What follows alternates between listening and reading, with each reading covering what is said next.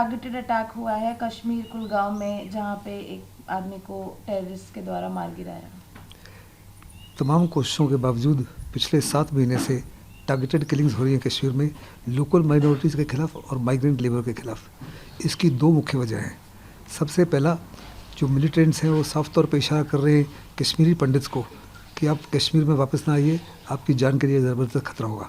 और दूसरा, जो ऑर्चर्ड वाले हैं, एप्पल जो है 80% देश में एप्पल जो है कश्मीर में पैदा होते हैं, इनकी वैल्यू तकरीबन 1500 करोड़ है। ये लेबर इंटेंसिव है। आपको माइग्रेंट चाहिए, उसको प्लग करने के लिए, पैक करने के लिए, लोड करने के लिए और मूव करने के लिए वो इनको टारगेट कर रहे हैं, जिनसे एप्पल ऑर्चर्ड्स जो बहुत बड़ी जनसंख्या है उनकी क्वालिटी ऑफ लाइफ इफेक्ट होती है, जो मिलिटेंसी को प्रमोट करती है। जयशंकर ने ब्लिंकन के रिमार्क को जो ह्यूमन राइट्स पे थे और उन्होंने रेफर किया है lobbies and vote banks in US. 2+2 meeting के दौरान एंटनी ब्लिंकन ने कहा कि हम बड़ी क्लोजली मॉनिटर कर रहे हैं हिंदुस्तान में ह्यूमन राइट्स सिचुएशन को। इसके जवाब में जयशंकर ने कहा हम भी ह्यूमन राइट्स वायलेशन को मॉनिटर कर रहे हैं जो अमेरिका में हो रहा है। और साथ ही साथ एक किस्म से मजाक में कह दिया कि सारी डेमोक्रेसी जो हैं वो वोट बैंक पॉलिटिक्स को नज़रअंदाज नहीं करते और लॉबीज़ को नज़रअंदाज नहीं करते। और हम जानते हैं कि अमेरिका की ब्यूरोक्रेसी भी उसका विक्टिम है। जहाँ पे एक आदमी को टेररिस्ट के द्वारा मार गिराया।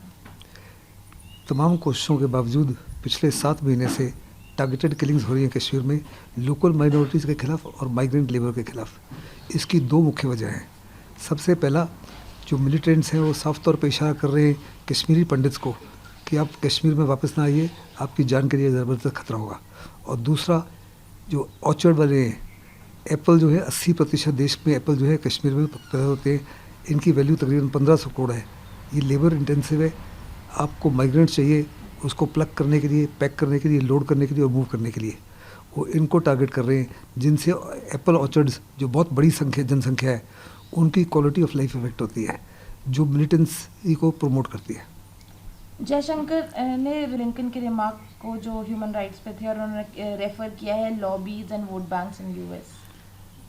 2+2 मीटिंग के दौरान एंटनी ब्लिंकन ने कहा कि हम बड़ी क्लोजली मॉनिटर कर रहे हैं हिंदुस्तान में ह्यूमन राइट्स सिचुएशन को। इसके जवाब में जयशंकर ने कहा हम भी ह्यूमन राइट्स वायलेशन को मॉनिटर कर रहे हैं जो अमेरिका में हो रहा है।